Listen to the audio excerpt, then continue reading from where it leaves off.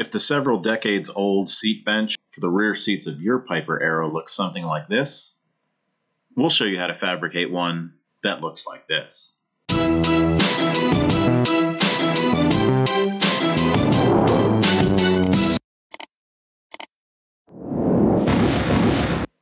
As the name implies, the rear seat bench in your aircraft is just that. It's a wooden bench that the rear seats sit on.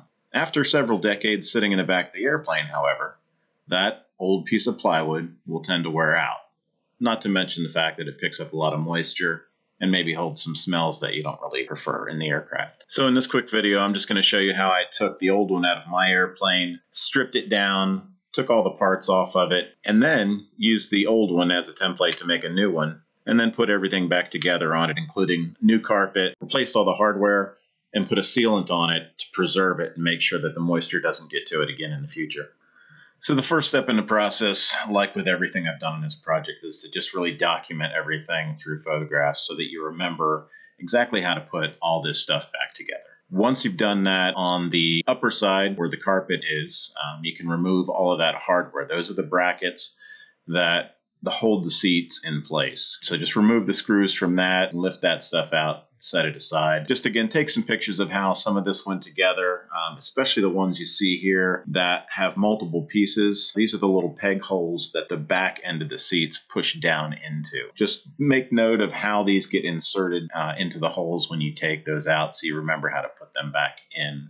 The next step after that is to rip that piece of carpet off of there so you can get a good look at everything underneath. And then I'll go through and remove as much of the leftover carpet residue as I need to in the areas around where all of this stuff was screwed in. Again, because we're going to use this as a template, and I just want to get a really good look at what's underneath there. On the bottom side of the board, you can see what holds the screws in. The screws don't go into wood, they go into these little nuts on the bottom side of that. They're called T-nuts. See, one of the T-nuts just dropped out of the back. As mentioned in a previous video, I took this board out that the back seats sit on. The original one was pretty beat up, and all of these little nuts back here were rusted, so I decided to replace those. Didn't really know what they were called at first, so I Googled wood nuts, I think is what I Googled, which I guess could be dangerous, but comes back, they're called T-nuts. And yeah, just pick those up at pretty much any hardware store. And then once you drill the holes in the back, you just push them into the hole, and then you just whack them with a hammer, and they push down into the wood, and then as the screws go in on the other side, it just pulls those tighter into the wood. So once everything's out and the board is kind of stripped down, the next step is just buying a piece of plywood that's basically the same thickness as what's in here. And then you take the original seat bench. I clamped that down onto the new piece of plywood so that I can trace around that. Not just around the edges, but also want to line up all these holes that are in it for all the cutouts. You'll also notice on the bottom of this, there's a little section about a foot or so long right in the middle of the board where it's been carved out there with a router. And you do need to have that on your board. If you look inside the compartment underneath where this sits, that's where the spring and the chain that are attached to your flap handle come through the top of that box. So you need a little bit of clearance for that after you put this board back on there. So you'll need to route that out as a last step when you're putting all this stuff back together.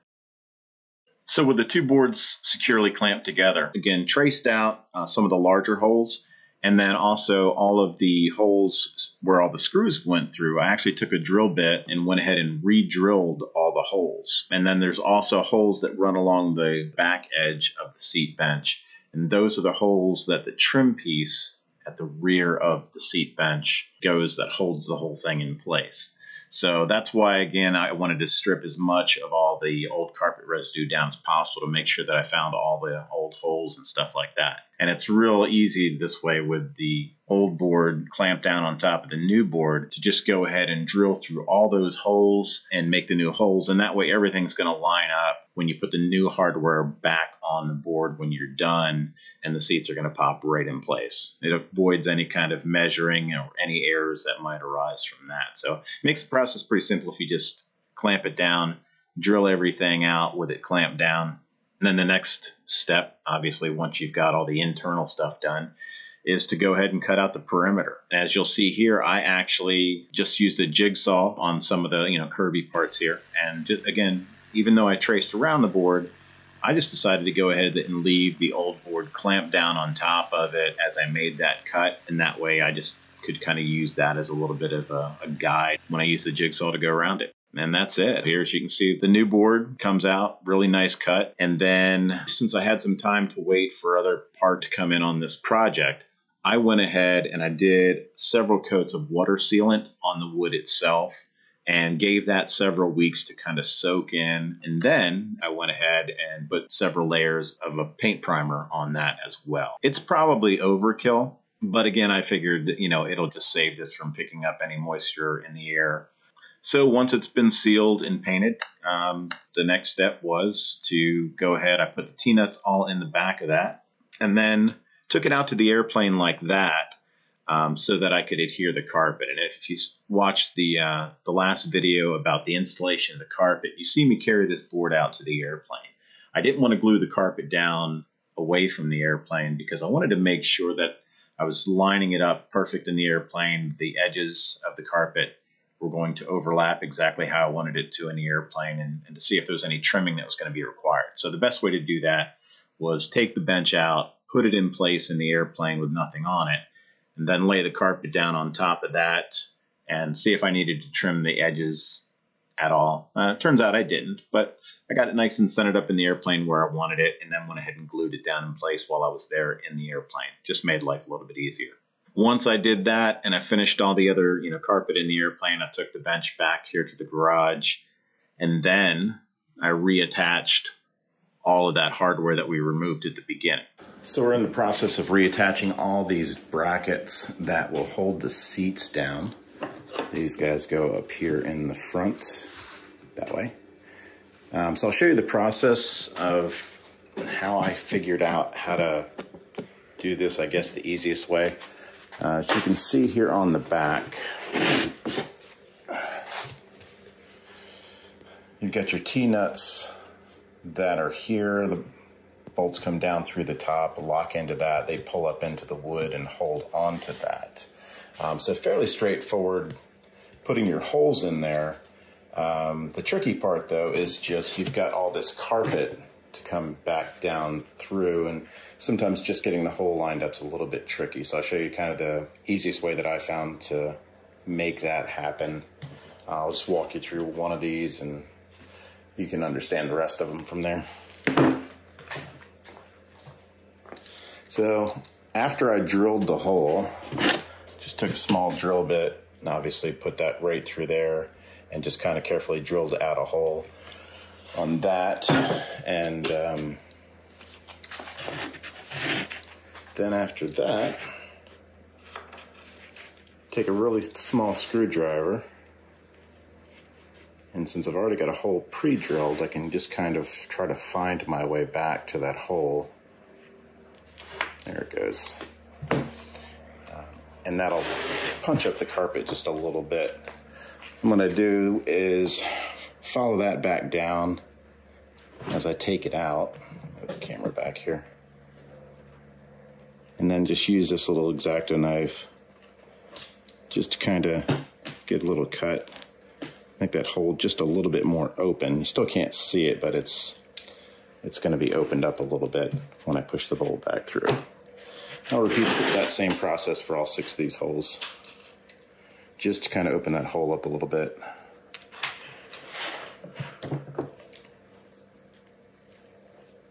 The problem with the drill bit is that when you drill down through the first time, the backside of this carpet has the adhesive on it that you put down when you glued the carpet to the wood. So that tends to kind of gum up in the drill bit. And also the backside of the carpet has a lot of the foam padding on it, and that also kind of gets caught up in the drill bit. So you can't really just sit there with a drill bit and try to open up a big hole, because it pulls in all that carpet foam and everything else, and it just kind of makes a mess. And if you did it too long, you'd probably start tearing up the top side of your carpet. So this technique just takes a few minutes, but it, like I said, it just kind of opens up the hole a little bit so that when you push the bolt back through, it'll just kind of open up out of your way a little bit. And then I'll show you how I get all those lined up. So again, just kind of working my way through that.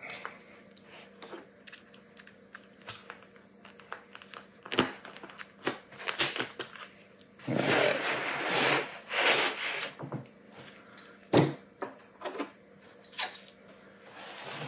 Then what I'll do to help me line up the bracket the first time, just grab one of these holes, maybe one of the middle ones here, push the screwdriver up into that, and that way you can just set the bracket on,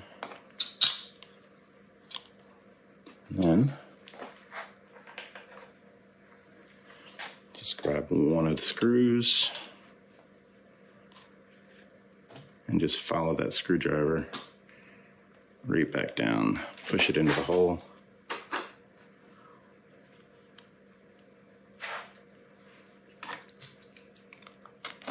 There we go.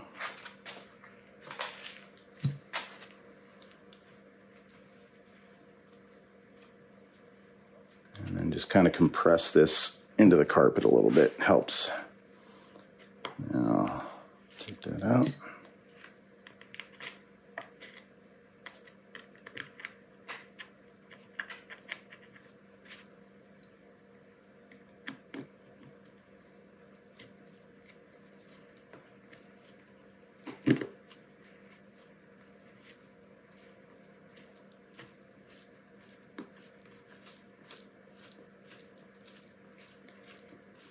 There you go. So that's got a grip. I'll work the other holes, and then you just keep tightening these, and as you can see, it'll compress down like these right into the carpet. Just compress it down until you think you've got it at a decent level, and then you're done. So let's try and line these up here.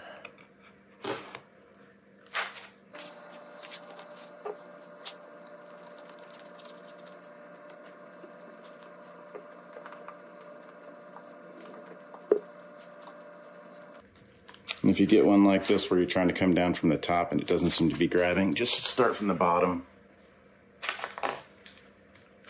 You may just have to realign the bracket itself. Now you know you've got it lined up.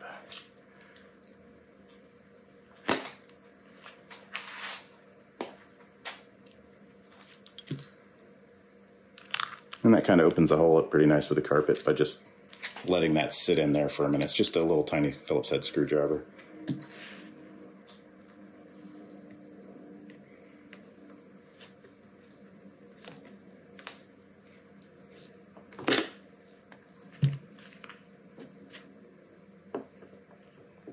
And yeah, I know this would be faster if I used my drill, but I don't want to over tighten these.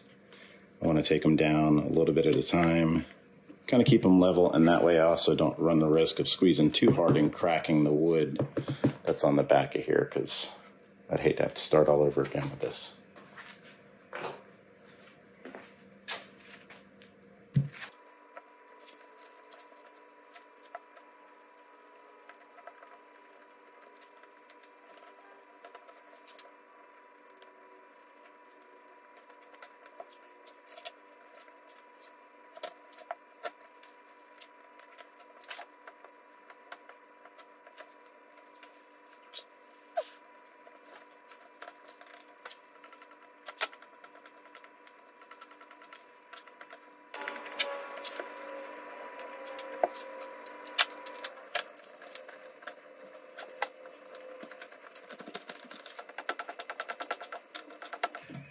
You can see as I tighten them, they just kind of pull down a little tighter into the carpet.